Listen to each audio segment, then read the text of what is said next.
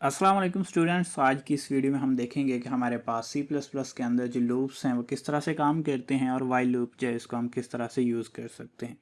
अगर हम बात करें लूप्स की, तो लूप हमारे पास एक ऐसा कंट्रोल स्ट्रक्चर है जो प्रोग्राम के किसी एक स्पेसिफिक पोर्शन को बार बार एग्जीक्यूट करता है।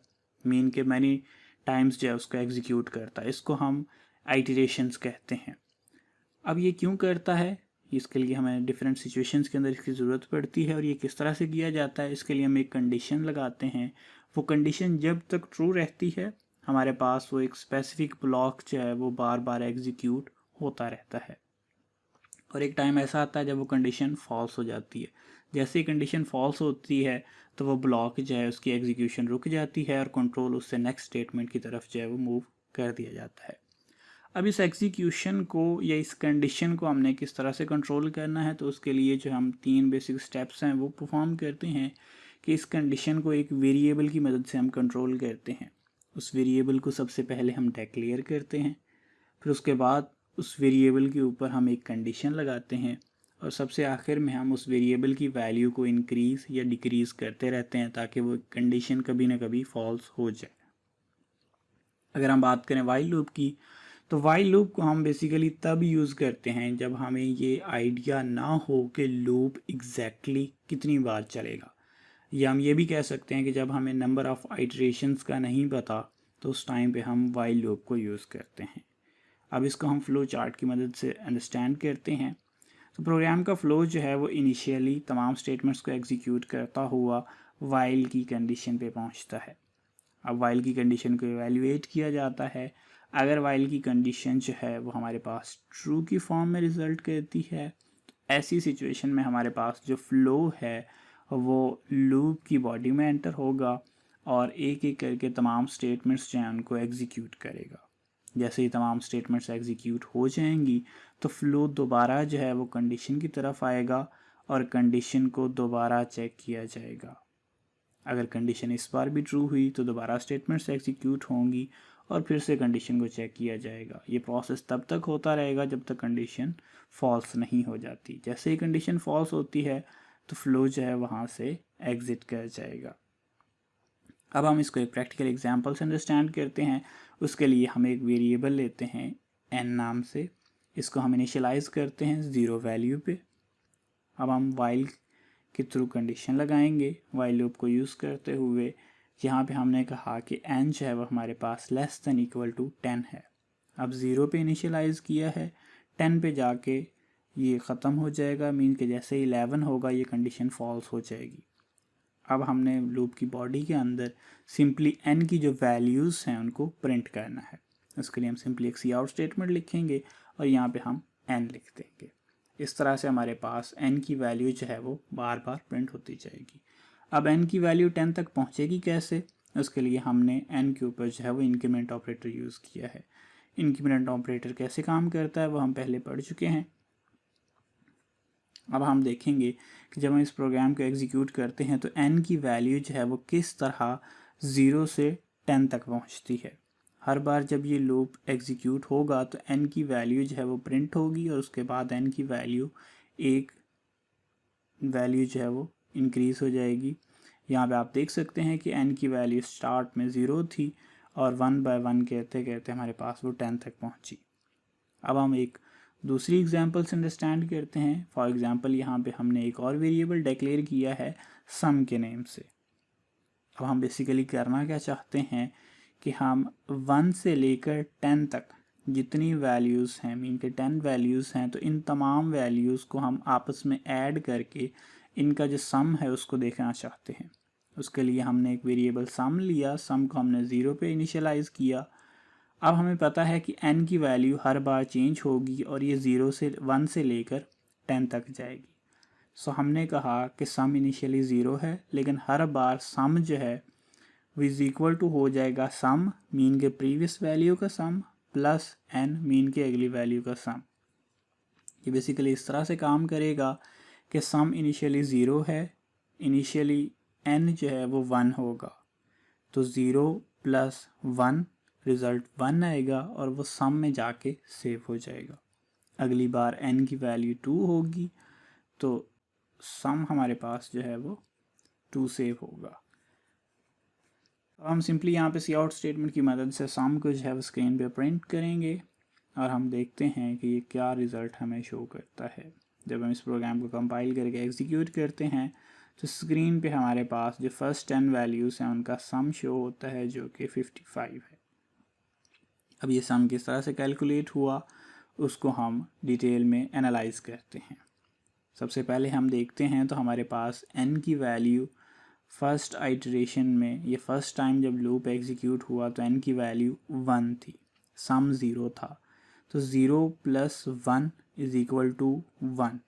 अब ये 1 सम में सेव हो जाएगा और n की वैल्यू एक इंक्रीज होने के बाद n की वैल्यू हमारे पास 2 हो जाएगी। अब सम हमारे पास 1 हो चुका है और n की वैल्यू 2 हो चुकी है। जब अगली आइटरेशन होगी तो n की वैल्यू 2 है, सम की वैल्यू 1 थी। अब यहाँ पे हमारे पास सम की प्रीवियस वैल्यू में n की न्यू वैल्यू ऐड हुई, मीन के सम की प्रीवियस वैल्यू 1 है प्लस n की नई वैल्यू 2 इसमें ऐड हुई, तो 1 + 2 = 3। तो सम की वैल्यू हमारे पास 3 हो जाएगी और n की वैल्यू जो है वो 2 + 1 = 3 हो जाएगी। इसी तरह से हमारे पास जब तीसरी बार लूप एग्जीक्यूट होगा तो सम की प्रीवियस वैल्यू 3 है, इसमें n की न्यू वैल्यू 3 ऐड होगी तो सम हमारे पास =6 हो जाएगा और n की वैल्यू एक इंक्रीज होने के बाद हमारे पास 4 हो जाएगी।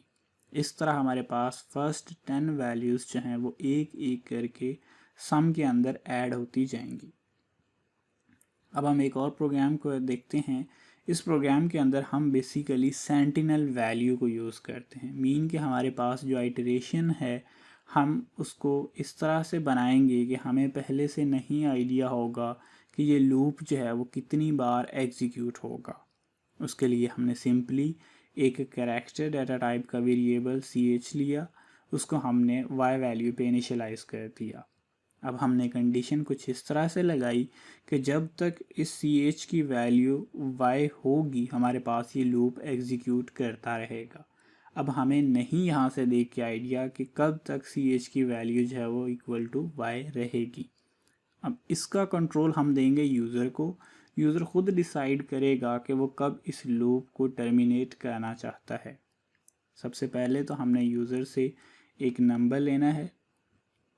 बेसिकली हम इस लूप की मदद से यूज़र से एक नंबर लेंगे, उसको एक स्क्वायर शो करेंगे उस नंबर का और उसके बाद यूज़र को ऑप्शन देंगे कि क्या वो किसी दूसरे नंबर का स्क्वायर फाइंड करना चाहता है। अगर तो वो y एंटर करेगा तो अगेन उसको दोबारा एक नंबर पूछा जाएगा और उसका स्क्वायर उसको शो कर दिया जाएगा। और अगर y के अलावा वो कोई भी दूसरा करैक्टर एंटर करेगा तो लूप जो है वो टर्मिनेट कर जाएगा। इस तरह से वो जितनी बार y प्रेस करके नंबर देता रहेगा उतने ही स्क्वायर्स के रिज़ल्ट उसको मिलते रहेंगे और लूप उतनी बार ही एग्जीक्यूट करेगा। अगर वो सिर्फ वन टाइम y एंटर करने के बाद नंबर देने के बाद जो है वो n प्रेस कर देगा या y के अलावा कोई भी करैक्टर प्रेस कर देगा तो लूप सिर्फ एक बार ही एग्जीक्यूट होगा।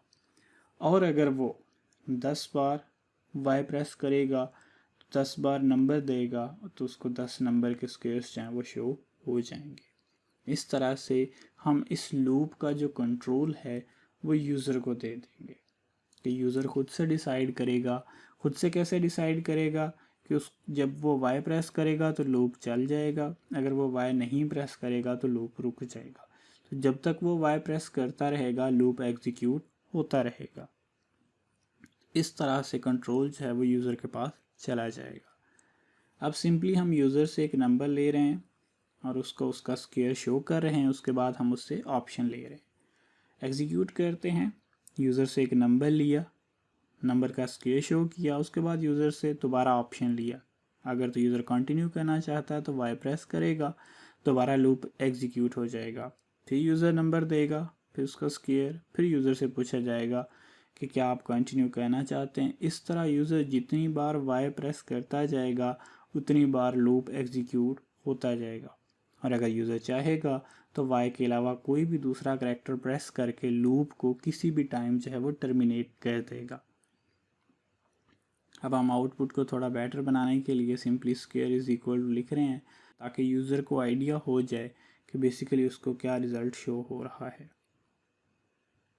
अब हम इस प्रोग्राम को दोबारा एग्जीक्यूट करते हैं, तो अब हमारे पास इसकी जो आउटपुट है वो थोड़ी बेहतर है पहले की निस्बत। अब यहाँ पे y प्रेस करते जाएंगे तो नंबर पूछता जाएगा प्रोग्राम, आपको स्क्वायर बताता जाएगा। अगर आप y के अलावा कोई दूसरा करैक्टर या n प्रेस कर देंगे तो स्क्वायर बताना बंद हो जाएगा, लूप टर्मिनेट कर जाएगा और लूप के साथ ही प्रोग्राम जो है वो टर्मिनेट कर जाएगा। तो जैसे मैंने n प्रेस किया, लूप जो है वो मेरे पास टर्मिनेट हो गया। इसी तरह से अगर मैं इस बार सिर्फ एक वैल्यू दे के n प्रेस कर दूंगा तो लूप सिर्फ 1 टाइम जो है वही एग्जीक्यूट होगा। अब मैंने सिंगल वैल्यू दी, उसके बाद n प्रेस कर दिया तो लूप सिर्फ एक बार ही एग्जीक्यूट हुआ। इस तरह से हम वाइल लूप की मदद से कोई भी प्रोग्राम जो है उसकी जो आइटरेशन है उसको हम कंट्रोल कर सकते हैं, और ये कंट्रोल किया जाता है इस सेंटिनल वैल्यू से। इस वजह से हम इसको सेंटिनल लूप भी कहते हैं। और इसमें हमें ये बेनिफिट होता है कि अगर हमें एडवांस में नहीं पता कि लूप कितनी बार एग्जीक्यूट होगा, तब भी हम इस लूप को यूज़ कर सकते हैं। होप सो कि आपको अंडरस्टैंडिंग हुई होगी। अगर कोई क्वेश्चन है तो आप लोग कमेंट्स में पूछ सकते हैं।